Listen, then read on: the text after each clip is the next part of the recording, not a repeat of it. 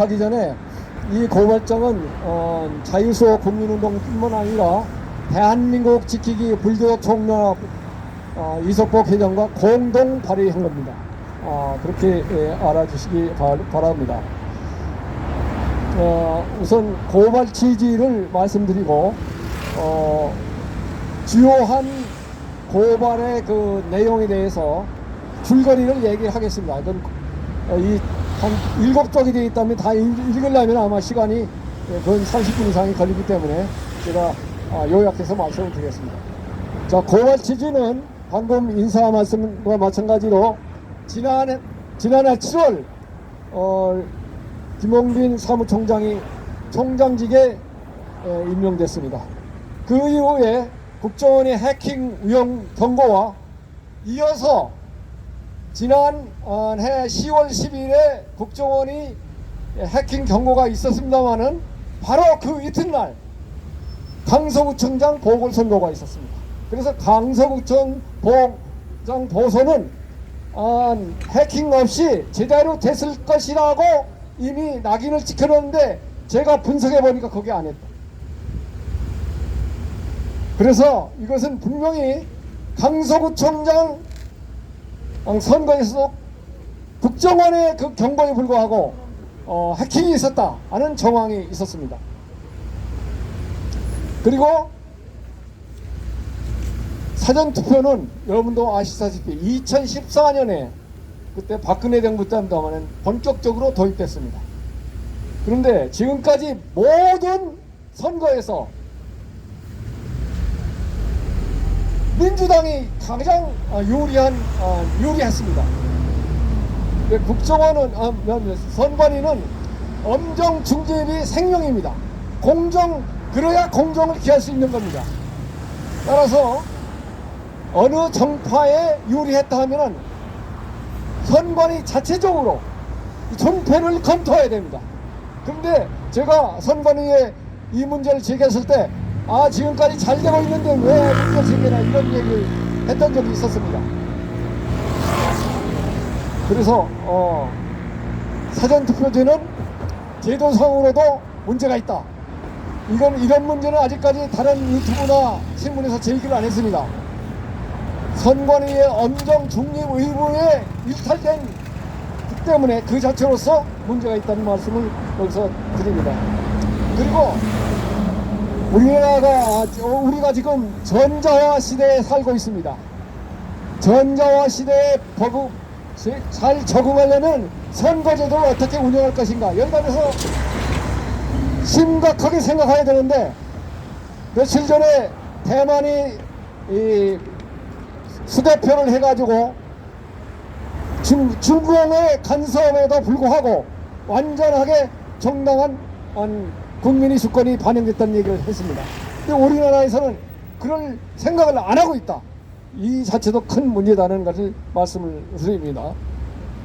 따라서 비고발인 김용빈은 공직선거법상 부정방지 의무와 공무원법의 성실 의무를 태만히 하였고 선거관리 중요성은 정확성에 있다는 점을 망각하고 있는 바 피상호인의 이와 같은 행위에 대해서 의법 처벌하여 주시기 바랍니다. 고발 사유는 세 가닥으로 정리를 했습니다. 첫째, 해킹 문제가 가장 심각하기 때문에 해킹 문제. 둘째, 방금 말씀드린 것 같이 이 선관위는 자기들이 헌법기관이라고 그래가지고 간섭하는 기관이 없어서 그런지 법을 제대로 안 지켜. 준법 문제가 있다. 법을 잘 안 지킨다. 그 다음에 세 번째는 세계의 조류에 아까 말씀드린 전자화 시대의 조류에 맞게 선거제도를 수립하고 국민주권이 제대로 반영되어야 해야 되는데 이걸 제대로 하지 않고 있다. 이 세 가닥으로 말씀을 드리겠습니다. 첫째, 해킹 문제. 선관위가 국정원이 문제를 제기했으면서도 침묵하고 있다. 그리고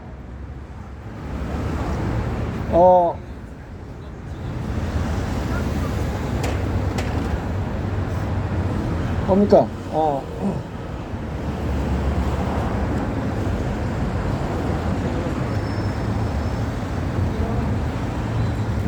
강서구청장 문제는 아까 말씀드렸습니다.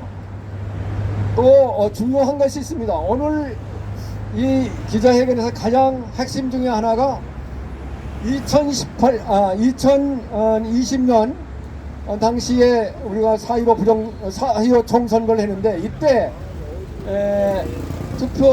투표지 분류기가 2018년 투표지 분류기라고 합니다. 그 분류기 내장된 내용을 보면은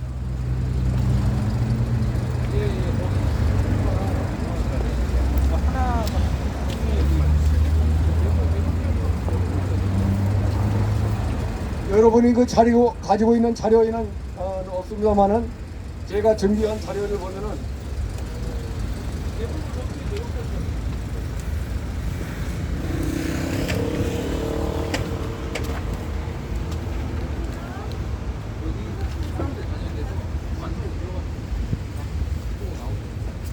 그 현재 운용되고 있는 그 당시에도 2018년형이라고 했는데 그 2018년형 투표지 분류기가 한틀 시스템이 제작한 투표지입니다.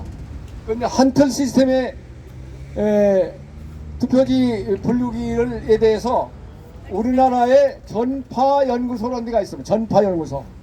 전파연구소에서 우리 신체의 유해성 검증을 하게 되어 있습니다. 모든 통신기기는 유해성 검증을 하게 되는데 그 검증 결과 보면은 어떤 내용이 나오냐, 한틀 시스템의 홈페이지의 홍보 내용으로 내용 중에서 이런 내용이 나옵니다.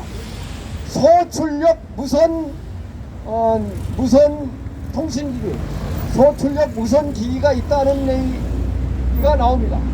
여기 이제 박스가 두 가지 박스가 있는데 위에 박스는 투표지 분류기에 코드 넘버가 적혀 있고 밑에 박스는 거기에 소출력 무선 기기가 지금 코드가 여기 적혀 있습니다. 이 무선 기기에 대해서 전파연수소가 검증을 했다. 그런데 선관위는 그동안 투표지 분류기에는 어떤 통신, 유선 무선 통신이 다 없는 폐쇄 회로라고 공식적으로 얘기했습니다. 그러나 전파연구소의 검증에 보면 이 내장됐다는 게 나오는 거죠. 이거는 뭐냐면 우리가 개표를 할 때 투표소에 개표를 다 하면 투표구별로 개표를 다 하면 개표 상황표라는 걸 붙입니다. 개표 상황표하고 선관위 내부적으로는 서버에서 데이터하고 따로 놨다.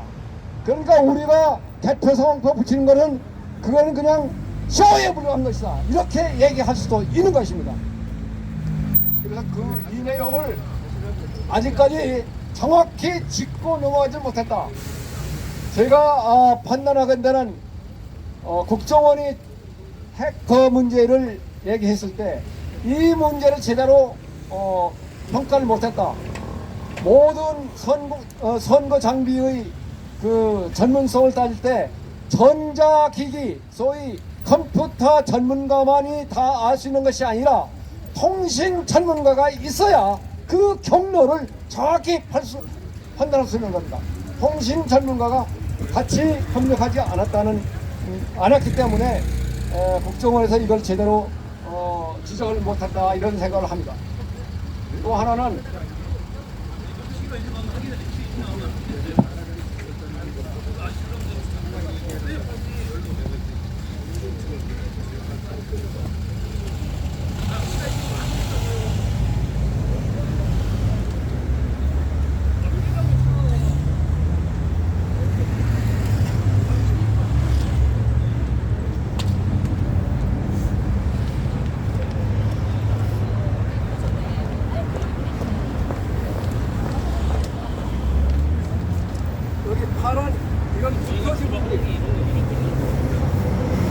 이게 투표지 분류기 내부 장치입니다. 이 내부 장치를 얻기 위해서 구리시에서 우리 애국 동지들이 한 달간 투쟁을 했어요. 무슨 투쟁을 하느냐? 구리시에 있던 투표지 분류기를 수거하지 본부가 중앙선관위가 수거하지 못하도록 그걸 막고 있었습니다. 건너가시죠. 그래서 그때 현역 국회에 있던 그 당시 현역 국회에 있던 민경욱 의원이 현장에 가가지고 요구를 했어요. 나는 현역 국회의원으로서 요구한다. 이 내부를 보여달라. 그래서 한 30초간 보았어요. 그랬더니 며칠 지나에 선관위가 이제 뽀록이 났나 싶어가지고 그랬는지 기자들을 모여놓고 시연을 했습니다. 내부가 이렇게 생겼다. 그런데 유감스럽게도 전문가, 그 분야의 전문가는 초청 안 하고 기자들만 초청했어요. 그런데 이와 같이 2개의 컴퓨터 칩이 있었습니다. 여기에 전문한 윌커슨 박사라는 분이 IBM 컴퓨터에서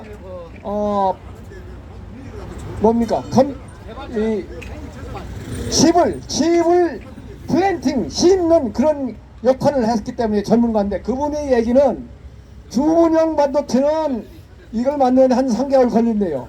그런데 현장 운용형 반도체라는 게 있습니다.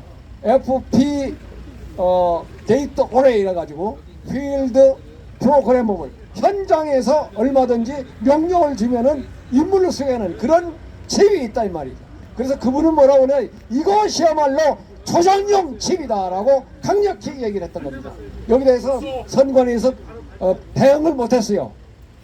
저는 그분의 얘기를 그대로 말씀을 드립니다. 다시 말씀드리면은 아까 방금 전에 한틀 시스템의 홍보 자료에 의하면, 내부 홍보 자료에 의하면 소출력 무선 기기가 투표지 분류기에 내장됐다라는 얘기가 저희가 코드 번호를 여러분들한테 보이면서 얘기했고요. 그 내장된 내부를 보니까 칩이 2개다. 현장 운영원 칩은 대단히 비싸고 고급이랍니다. 왜냐면 현장에서 즉시 명령을 수행하려면 능력이 추천해야 되겠죠. 그런 이 2개의 문제를 종합해서 말씀드리면은 우리가 현장에서 대표를 해가지고 다 취합하는 대표 상황표하고 별도로 데이터가 서버를 통해 가지고 취합됐다는 것을 다시 한번 여러분한테 말씀을 드릴게요. 자, 다시 최근에 선거에 있었던 작년 10월 11일에 강서구청장 보궐선거가 있었죠. 그 내용을 좀 더 말씀을 드리겠습니다. 제가 분석을 해보니까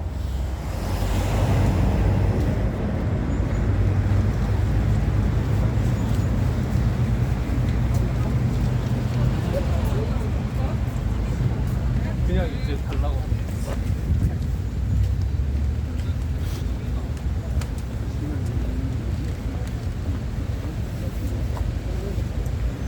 강서구에는 20개 동이 있습니다. 강서구에 20개 동이 있는데요. 그 중에서 김태우 후보가 11개 동에서 당일 투표를 이겼어요. 그럼에도 불구하고 17.1%로 졌습니다. 사전 투표는 36% 이상으로 졌고, 그렇기 때문에 전체적으로 17% 정도 졌습니다. 특이한 사항은 11개 동이 이겼는데 그 중에서 3개 동은 본투표에서 10% 이상 리드를 했어요. 그러면 사전투표에서도 그 득표 격차가 확 줄어들어야 될 거 아닙니까? 그게 정상이겠죠. 그런데 사전투표에서는 25% 정도의 격차가 계속 났습니다. 따라서 이런 것을 종합한다면 분명히 인위적인 손길이 있었다.